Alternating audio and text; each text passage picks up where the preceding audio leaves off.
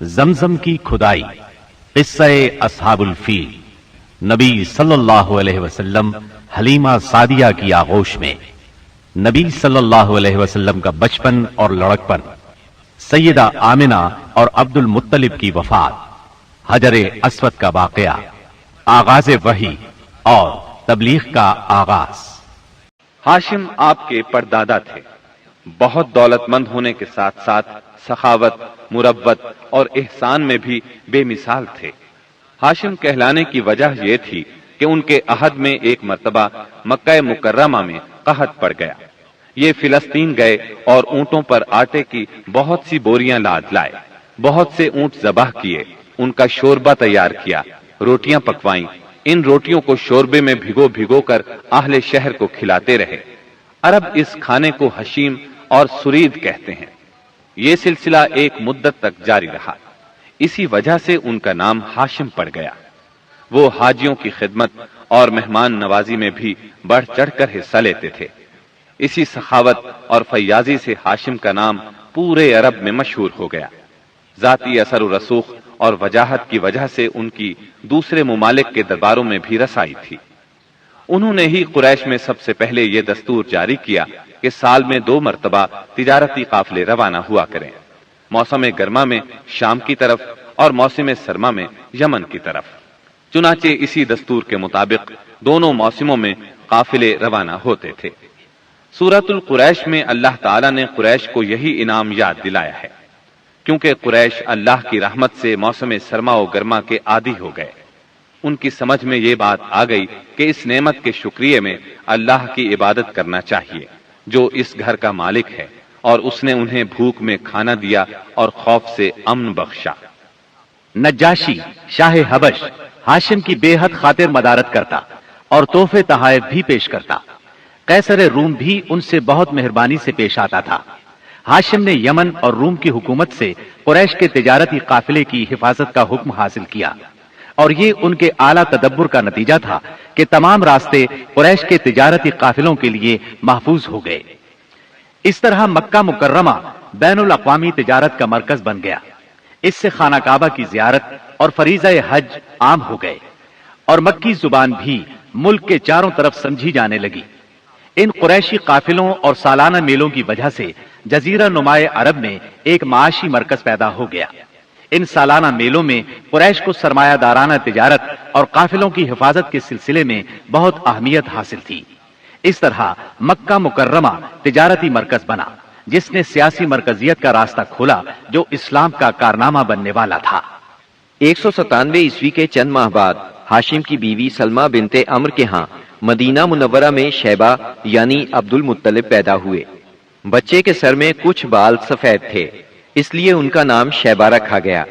شیبہ کا مطلب ہے بوڑھا۔ ہاشم کی وفات کے بعد ذمہ داریاں ان کے بھائی مطلب نے سنبھال لی تھی، گویا مطلب شیبہ کا چچا تھا۔ اس کی وفات کے بعد شیبہ نے رفادہ اور سقایا کی ذمہ داریاں خوبی سے سنبھالی۔ انہوں نے یمن اور حبشہ کے درباروں میں اپنی قوم کی نمائندگی بھی کی۔ ان کی ملکیت میں ایک قدرتی چشمہ بھی تھا۔ ایک دن خواب میں انہیں اشارہ ملا کہ فلاں جگہ کھود کر غائب شدہ زمزم کا کنواں برآمد کریں۔ کھودتے وقت اس سے انہیں دفن شدہ خزانہ بھی ملا جو کعبے کے چڑھاووں پر مشتمل تھا۔ عبد المطلب کو زمزم کی ملکیت کے لیے بہت دشواریاں پیش آئیں، مگر اہل شہر امن پسند تھے۔ انہوں نے طے کیا کہ کسی غیر جانبدار حاکم سے اس کا فیصلہ کرا لیا جائے۔ عبد المطلب نے یہ بات مان لی، لیکن پریشان بھی تھے، اس لیے منت مانی کہ اگر اللہ نے مجھے 10 بیٹے دیے اور وہ بلوغت کو پہنچے تو میں ان میں سے ایک کو کعبے میں جا کر اللہ کے لیے قربان کر دوں گا۔ جب 10واں بیٹا بھی بلوغت کو پہنچ گیا تو عبد المطلب کو منت یاد آئی۔ انہوں نے بیٹوں کے درمیان قرعہ ڈالا تاکہ جس کا نام نکلے اسے قربان کر دیں۔ قرعہ نبی اکرم صلی اللہ علیہ وسلم کے والد عبداللہ کے نام نکلا۔ عبد المطلب کا ارادہ دیکھ کر رشتہ داروں اور دوستوں نے دخل اندازی کی اور انہیں مشورہ دیا کہ وہ کسی خاتون عرافہ کے پاس جا کر حل دریافت کریں۔ چنانچہ عبد المطلب ایک عرافہ کے پاس گئے۔ اس نے معاملہ سن کر مشورہ دیا کہ بیٹے اور 10 اونٹوں کے درمیان قرعہ ڈالو۔ اگر عبداللہ کے نام نکلے تو مزید 10 اونٹ بڑھا دو، اس طرح خون بہا کی مقدار میں اضافہ کرتے جاؤ یہاں تک کہ قرا خون بہا پر نکلے۔ انہوں نے قرا اندازی شروع کی۔ قرا ہر بار عبداللہ کے نام نکلتا رہا۔ یہ 10 اونٹ ہر بار بڑھاتے گئے۔ جب 100 اونٹ پورے ہو گئے تب قرا اونٹوں کے نام نکلا۔ عبد المطلب نے 3 بار ایسا کیا تاکہ اطمینان ہو جائے۔ ہر بار 100 اونٹوں ہی کا قرا نکلا۔ اب انہیں اطمینان ہو گیا کہ یہی اللہ کو منظور ہے۔ زمزم کے کنویں کی ملکیت حاصل کرنے کے علاوہ عبد المطلب کی زندگی کا دوسرا اہم واقعہ ابرہہ کا بیت اللہ پر حملہ ہے۔ تاریخ میں اس کو واقعہ فیل کے نام سے یاد کیا جاتا ہے۔ ابرہہ ایک عیسائی سردار تھا۔ شاہ حبشہ نجاشی کی طرف سے یمن کا حاکم تھا۔ اس نے دیکھا کہ اہل عرب حج کے لیے مکہ مکرمہ جاتے ہیں اور خانہ کعبہ کا طواف کرتے ہیں، تو اس نے عیسائی مذہب کے نام پر یمن کے شہر صنعاء میں ایک عالیشان گرجا بنوایا۔ عرب میں اس گرجا کی خبر مشہور ہو گئی۔ قبیلہ کنانہ کا ایک آدمی وہاں گیا اور گرجا میں گندگی پھیلا کر بھاگ آیا۔ ابرہہ نے غصے میں آ کر قسم کھائی کہ کعبے کو ڈھا کر دم لے گا۔ چنانچہ وہ ایک لشکر جرار لے کر مکہ مکرمہ کی طرف روانہ ہوا۔ راستے میں عرب کے جس قبیلے نے بھی مزاحمت کی، ابرہہ نے اسے تہہ تیغ کر ڈالا، یہاں تک کہ وہ مکہ معظمہ کے قریب پہنچ گیا۔ وہاں کے لوگوں کو اپنے ارادے سے خبردار کرنے کے لیے اس نے اہل مکہ کے جانور پکڑ لیے۔ ان جانوروں میں عبد المطلب کے 200 اونٹ بھی تھے۔ عبد المطلب کو ابرہہ کی چڑھائی کی خبر ملی تو وہ خانہ کعبہ کی دیواروں سے لپٹ گئے اور رو پڑے۔ اللہ سے اپنے گھر کی حفاظت کی دعا کی۔ قریش کے چند سرداروں کو لے کر ابرہہ سے ملنے کے لیے گئے اور اس سے اپنے اونٹوں کی واپسی کا مطالبہ کیا۔ ابرہہ ان کی بات سن کر حیران ہوا اور بولا، تم نے اپنے اونٹوں کی واپسی کی تو بات کی، کعبے کے متعلق ایک لفظ بھی نہیں کہا۔ میں تو یہاں کعبے کو ڈھانے کے لیے آیا ہوں۔ عبد المطلب نے جواب دیا، اونٹ میری ملکیت ہیں، اس لیے ان کی رہائی کے لیے چلا آیا۔ کعبے کا مالک اللہ ہے جو اپنے گھر کو بچانے کی پوری طاقت رکھتا ہے۔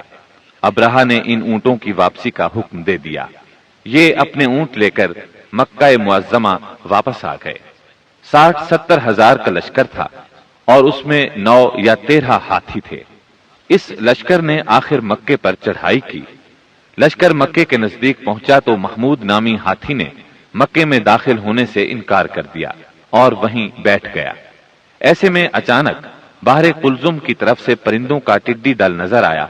ان کے پنجوں اور چونچوں میں کنکریاں تھیں۔ جن سپاہیوں پر وہ کنکریاں پڑتی ان کے اعضاء کٹنا شروع ہو جاتے۔ ان کنکریوں کے گرنے سے ابرہہ کی فوج اور ہاتھیوں کا جو حشر ہوا وہ بلا شبہ تاریخ عالم کا ایک نہایت حیرت ناک باب ہے۔ خود ابرہہ مشکل سے گرتا پڑتا صنعاء تک پہنچا اور نہایت دردناک عذاب میں گرفتار ہو کر یمن میں مرا۔ عربوں کے ہاں اس سال کو عام الفیل کہتے ہیں۔ ایک مدت تک یہی تقویمی سال شمار ہوتا رہا۔ قرآن کریم میں یہ واقعہ سورہ فیل میں بیان ہوا۔ بسم اللہ الرحمن الرحیم۔ ألم تر كيف فعل ربك بأصحاب الفيل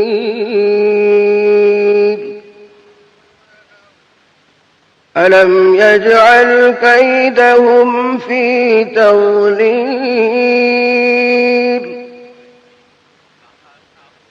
وأرسل عليهم طيرا أبابيل ترميهم بحجارة من سجيل فجعلهم كعصف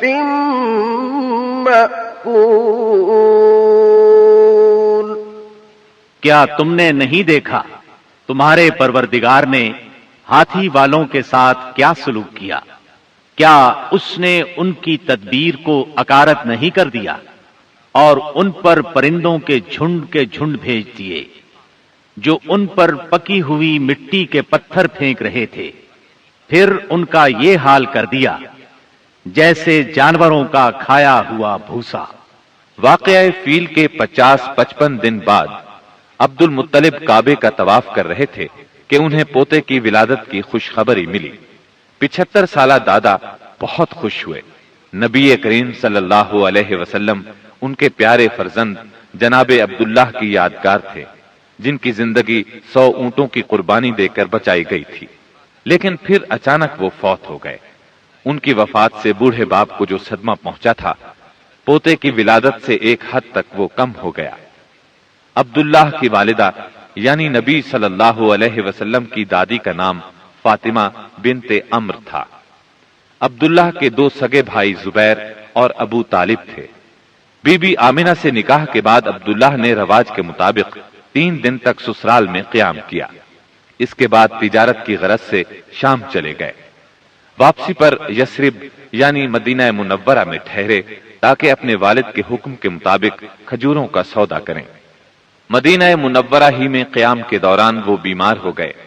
आपकी बीमारी की खबर मक्का पहुंची तो अब्दुल मुत्तलिब ने फौरन अपने बड़े बेटे हारिस को अब्दुल्लाह की खबर गिरी के लिए मदीना रवाना किया।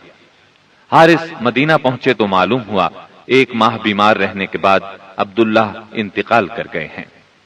इंतकाल के वक्त उन्होंने 5 ऊंट, चंद बकरियां और 1 बांदी छोड़ी, जिसकी कुनियत उम्मे ऐमन और नाम बरकत था। अब्दुल्लाह का इंतकाल अपने पैगंबर बेटे की विलादत से चंद माह पहले ही हो गया था। गोया आप सल्लल्लाहु अलैहि वसल्लम शिकम मादर ही में यतीम हो गए थे। आपकी वालिदा सैयदा आमिना तहारत नफ्स, शराफत, इज्जत, इफ़्फ़त, इस्मत और पाकबाजी में बेमिसाल थी। अपनी कौम में सैयदतुन निसा के लक़ब से मशहूर थी। दधियाल और नन्हियाल दोनों के एतबार से आप अरब के बेहतरीन कबीले और बेहतरीन कौम में से थीं। विलादत बासआदत के बाद 3-4 दिन तक आपकी वालिदा ने आपको दूध पिलाया। फिर आपके चचा अबू लहब की आजाद करदा कनीज सुवैबा ने और फिर हलीमा सादिया ने दूध पिलाया। अक्सर सीरत निगारों ने कनीज का नाम सोबिया ही लिखा है, लेकिन दरअसल उसका नाम सुवैबा था। जिस तरह सही बुखारी और सीरत निगारी के आलमी मुकाबले में अव्वल आने वाली सीरत नबवी पर मुस्तनद किताब अल रहीकुल मखतूम में मज़कूर है। दूध पिलाने की जिम्मेदारी माह रबीउल अव्वल 52 क़ब्ल हिजरी यानी अप्रैल 571 ईस्वी में सौंपी गई। उस जमाने में अरब में यह दस्तूर था, जो आज के दौर में भी बाकी है, कि नौजायदा बच्चों को दूध पिलाने के लिए शुरफा इब्तिदा ही से देहात में भेज दिया करते थे, ताकि देहात की साफ सुथरी और खुली आबो हवा में उनकी परवरिश हो सके। जुबान अहले अरब जैसी फसीह हो जाए और अहले अरब की दीगर खुसूसियात अवाइल उम्र ही से बच्चों में रासिख हो जाएं। इस दस्तूर के मुताबिक साल में 2 मरतबा बनी साद की औरतें शीरखार बच्चों की तलाश में आया करती थीं। चुनाचे आपकी पैदाइश के 8 दिन बाद इन्हीं औरतों के साथ हलीमा सादिया भी तशरीफ लाईं। दूसरी औरतों को तो मक्का मुकर्रमा के खाते पीते घरानों के बच्चे दूध पिलाने के लिए मिल गए, लेकिन हलीमा सादिया खाली हाथ रह गईं। नबी करीम सल्लल्लाहु अलैहि वसल्लम चूंकि यतीम थे, इसलिए इनाम और इकराम की उम्मीद कम थी, इसलिए किसी औरत ने उनके घर की तरफ तवज्जो न की। आखिर जब रवानगी का वक्त आया तो हलीमा को खाली हाथ जाना बहुत नागवार गुजरा और अल्लाह ताला की तरफ से उनका दिल इस यतीम बच्चे की तरफ खिंचने लगा। चुनाचे उन्होंने अपने शौहर हारिस से जाकर कहा, अल्लाह की कसम, मुझे ये अच्छा नहीं लगता कि मेरी सारी सहेलियां तो बच्चे लेकर जाएं और मैं अकेली कोई बच्चा लिए बगैर जाऊं। मैं जाकर इस यतीम बच्चे ही को ले लेती हूं। शौहर ने यह सुनकर कहा, कोई हर्ज नहीं, मुमकिन है अल्लाह हमारे लिए इसी में बरकत अता कर दे। इसके बाद उन्होंने जाकर बच्चे को ले लिया। काफिला रवाना हुआ, सब सवार होकर चल पड़े। हलीमा सादिया भी आपको लेकर चली। हलीमा की ऊँटनी दुबली पतली, देखने में मरियल और चलने में सबसे सुस्त रफ्तार थी, लेकिन जो ही हलीमा सादिया आपको लेकर उस पर सवार हुई, यकायक वो बर्क रफ्तार हो गई। बाकी औरतों ने इस मंजर को हैरत से देखा कि हलीमा सादिया की मरियल ऊँटनी उनकी ताकतवर और तेज रफ्तार ऊँटनियों से आगे निकली जा रही थी और फिर वो उन सबको पीछे छोड़ गई। ये तब्दीली दूसरी औरतों के लिए किसी मोजिज़े से कम नहीं थी। हलीमा के वालिद अबू जुवैब का नाम अब्दुल्ला बिन हारिस था। वो नबी सल्लल्लाहु अलैहि वसल्लम के रज़ाई नाना हुए। हलीमा के शौहर का नाम हारिस बिन अब्दुल उज़्ज़ा था یہ دونوں ہی قبیلہ سعد بنی بکر بن حوازن سے تعلق رکھتے تھے۔ اسی طرح حارث کے بچے آپ کے رضائی بھائی بہن ہوئے۔ جب تک آپ صلی اللہ علیہ وسلم حلیمہ سعدیہ کے گھر رہے، ان کا گھر برکتوں سے مالا مال رہا۔ حلیمہ بیان کرتی ہیں کہ وہ جب آئی تھیں تو قحط سالی کا دور تھا۔ ان کے پاس ایک گدھی تھی جو اس قدر دبلی پتلی اور مریل تھی کہ پورے قافلے میں سب سے سست اور مریل چال چلتی تھی۔ ایک اونٹنی بھی تھی مگر وہ قطرہ دودھ کا نہیں دیتی تھی۔ حلیمہ کا اپنا بچہ بھوک سے بے قرار ہو کر بلکتا رہتا تھا، خود سوتا نہ ماں باپ کو سونے دیتا، مگر جب وہ آپ کو لے کر اپنے گھر آئیں اور آپ کو گود میں لیا تو سینہ دودھ سے بھر گیا، یہاں تک کہ آپ نے پیٹ بھر کر دودھ پیا، اور آپ صلی اللہ علیہ وسلم کے ساتھ حلیمہ کے بیٹے نے بھی خوب دودھ پیا، پھر دونوں آرام کی نیند سو گئے۔ اس رات حلیمہ کا بچہ بالکل نہ رویا۔ ادھر شوہر اونٹنی کے پاس گیا تو کیا دیکھتا ہے، تھن سے دودھ ابلا چاہتا ہے، چنانچہ وہ دودھ دوہنے لگا۔ اس نے اس قدر دودھ دوہا کہ گھر کے سب برتن بھر گئے۔ دونوں نے خوب دودھ پیا اور آرام کی نیند سو گئے۔ حلیمہ سعدیہ کا گھرانہ سب سے زیادہ قحط زدہ تھا، لیکن مکے سے واپسی کے بعد ان کی یہ حالت ہوئی کہ جب بکریاں چر کر گھر واپس آئیں تو ان کی کوکھیں نکلی ہوئی تھیں اور تھن دودھ سے لبریز تھے۔ اب گھر والے خوب دودھ پینے لگے، جبکہ قحط کی وجہ سے دوسرے گھرانوں کو دودھ بالکل نہیں ملتا تھا۔ یوں اس گھرانے کو مسلسل خیر و برکت نصیب ہوئی۔ حلیمہ کا دستور تھا کہ وہ ہر 6 ماہ بعد آپ کو مکے لاتی، والدہ اور خاندان کے لوگوں سے ملاتی اور پھر اپنے دیار بنی سعد واپس لے جاتی۔ جب مدت رضاعت پوری ہو گئی تو دودھ چھڑا کر آپ کی والدہ کے پاس لائیں۔ اب تک وہ آپ کی وجہ سے خیر و برکت دیکھ چکی تھی، اس وجہ سے چاہتی تھی کہ آپ کو ابھی ان کے پاس ہی رہنے دیا جائے۔ چنانچہ انہوں نے آپ کی والدہ سے کہا، کیوں نہ آپ بچے کو ابھی میرے پاس ہی رہنے دیں تاکہ یہ اور مضبوط ہو جائے، مجھے مکے کی وبا سے ڈر لگتا ہے۔ والدہ اس پر راضی ہو گئیں اور حلیمہ آپ کو لے کر خوش خوش اپنے گھر آ گئیں۔ اس طرح آپ قریباً 2 برس تک وہیں رہے۔ پھر آپ کے سینہ مبارک کو چاک کرنے کا واقعہ پیش آیا۔ اس واقعے سے خوفزدہ ہو کر حلیمہ اور ان کے شوہر نے آپ کو آپ کی والدہ آمنہ کے حوالے کر دیا۔ انس بن مالک رضی اللہ عنہ بیان کرتے ہیں، آپ بچوں کے ساتھ کھیل رہے تھے کہ جبریل علیہ السلام تشریف لائے، آپ کو لٹا کر سینہ چاک کر دیا، پھر آپ کا دل نکالا اور اس میں سے ایک لوتھڑا نکال کر فرمایا، یہ تم سے شیطان کا حصہ ہے۔ پھر دل کو سونے کے تشت میں زمزم کے پانی سے دھویا اور واپس سینہ مبارک میں رکھ دیا۔ ادھر بچے دوڑ کر حلیمہ سعدیہ کے پاس آئے اور کہنے لگے، محمد کو قتل کر دیا گیا۔ وہ لوگ فوراً آپ کے پاس پہنچے، دیکھا کہ رنگ اترا ہوا ہے۔ سیدنا انس کا بیان ہے کہ میں نبی اکرم صلی اللہ علیہ وسلم کے سینے پر سلائی کا نشان دیکھا کرتا تھا۔ اس واقعے کے بعد آپ کو مکے پہنچا دیا گیا اور آپ نے اپنی ماں کے سایہ محبت میں اپنے خاندان کے اندر کوئی 2 برس گزارے، پھر والدہ، دادا اور ام ایمن کے ساتھ مدینہ منورہ کا سفر کیا، جہاں آپ کے والد کی قبر بھی تھی اور دادا کا ننھیال بھی تھا۔ آپ مدینے میں 1 ماہ رہ کر واپس ہوئے تو راستے میں آپ کی والدہ بیمار ہو گئیں اور مقام ابوا پہنچ کر انتقال کر گئیں۔ انا للہ و انا الیہ راجعون، انہیں وہیں دفن کیا گیا۔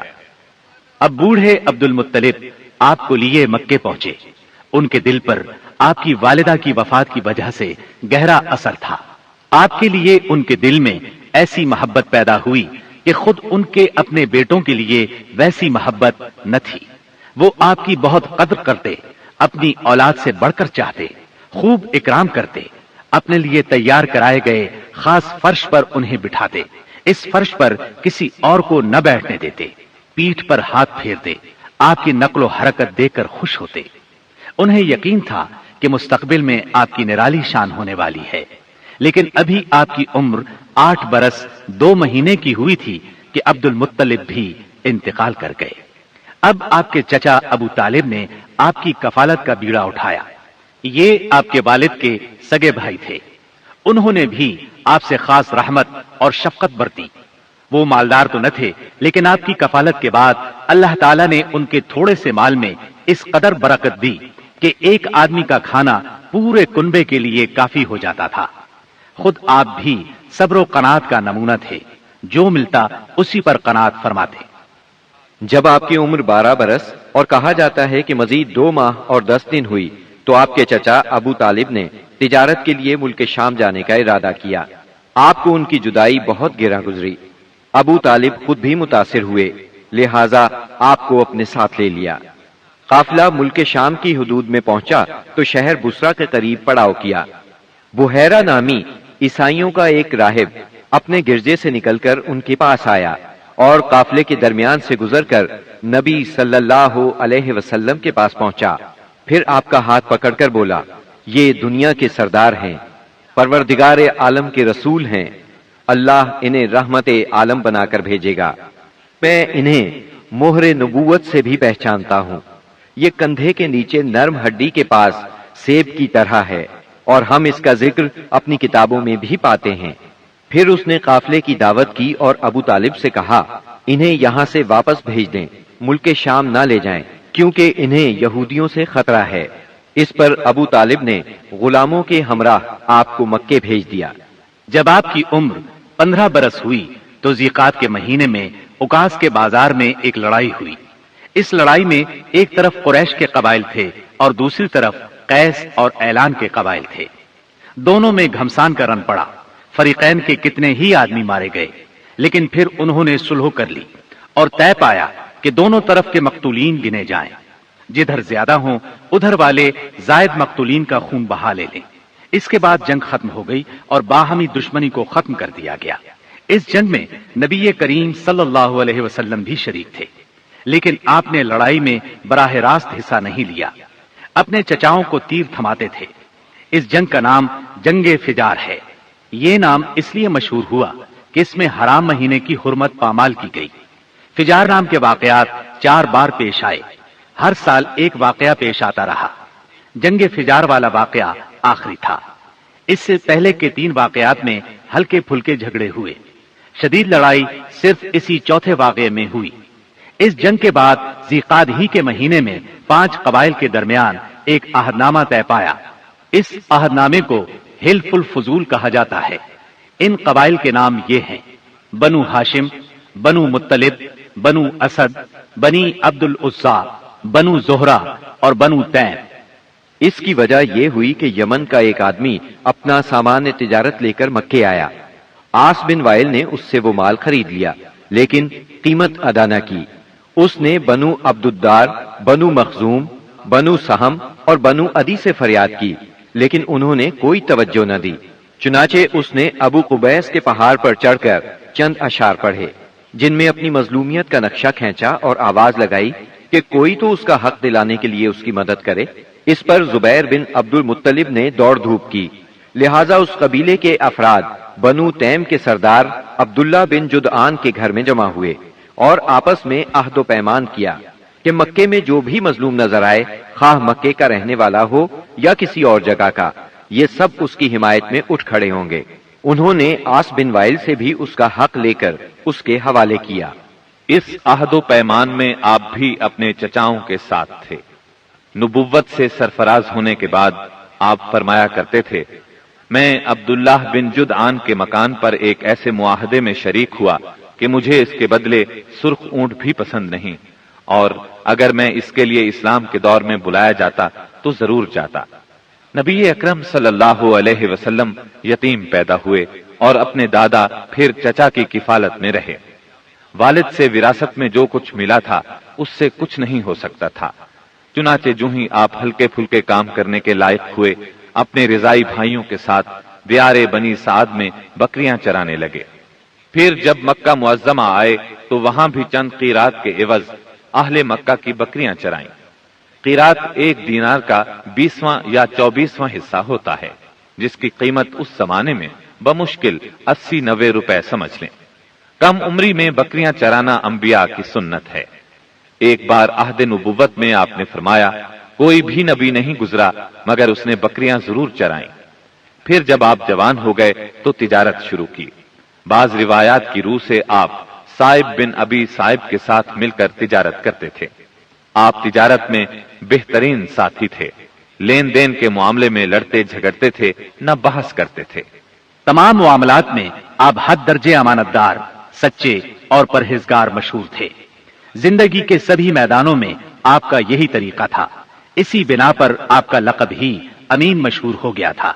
ان تمام وجوہات کی بنا پر آپ کی شہرت سن کر سیدہ خدیجہ نے آپ کو تجارت کے لیے اپنے مال کی پیشکش کی۔ وہ عزت اور مال دونوں لحاظ سے قریش کی ایک معزز خاتون تھی، لوگوں کو اجرت دے کر اپنا مال تجارت کے لیے بھیجا کرتی تھی۔ اس پیشکش کے ساتھ انہوں نے یہ بھی کہا کہ وہ آپ کو سب سے اچھی اجرت دیں گی۔ چنانچہ آپ نے ان کے غلام میسرہ کے ساتھ شام کا سفر کیا، وہاں خرید و فروخت کی۔ اس خرید و فروخت میں بہت زیادہ نفع ہوا، اس قدر برکت ہوئی کہ پہلے کبھی اتنا منافع نہیں ہوا تھا۔ شام سے آپ مکہ واپس آئے اور سیدہ کی امانت انہیں سونپی۔ سیدہ خدیجہ نے امانت اور برکت کا یہ حال دیکھا تو حیرت زدہ رہ گئیں۔ ادھر میسرہ نے بھی آپ کی باتیں انہیں بتائیں۔ تب سیدہ نے محسوس کر لیا کہ انہیں ان کی مراد مل گئی ہے، چنانچہ انہوں نے آپ سے اپنی سہیلی کے ذریعے سے شادی کی خواہش ظاہر کی۔ انہوں نے سیدہ خدیجہ کے چچا عمرو بن اسد کو پیغام بھیجا۔ اس طرح بات طے ہوئی۔ نکاح کا خطبہ ابو طالب نے پڑھا، اس میں اللہ کی حمد و ثنا کی، پھر آپ کے فضل و شرف کا ذکر کیا، اس کے بعد ایجاب و قبول کے الفاظ کہے اور مہر بیان کیا۔ یہ ملک شام کے سفر سے واپسی کے 2 مہینے اور چند دن بعد کی بات ہے۔ اس وقت آپ کی عمر 25 سال تھی اور سیدہ خدیجہ کی عمر 40 سال تھی۔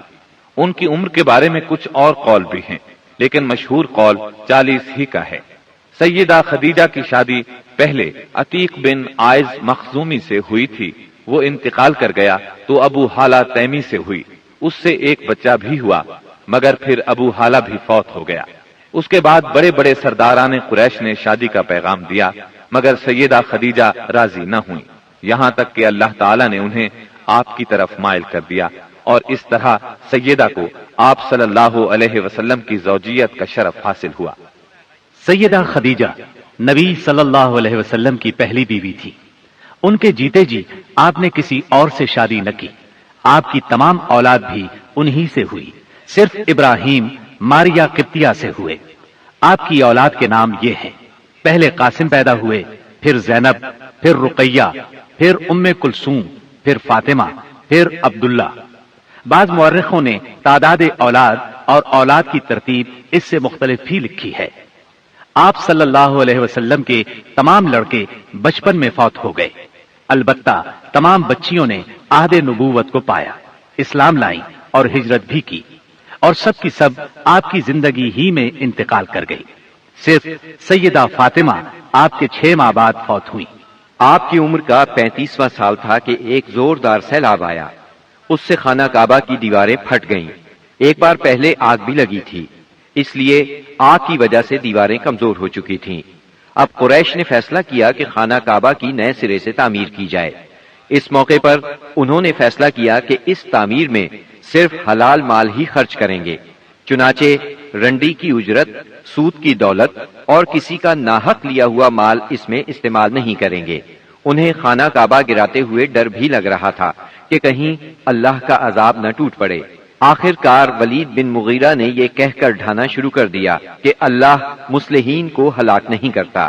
جب لوگوں نے دیکھا کہ اسے کچھ نہیں ہوا تو وہ بھی اس کام میں شریک ہو گئے اور سیدنا ابراہیم علیہ السلام والی بنیاد تک خانہ کعبہ گرا ڈالا۔ اس کے بعد تعمیر شروع کی۔ تعمیر کے لیے ہر قبیلے کا الگ الگ حصہ مقرر تھا۔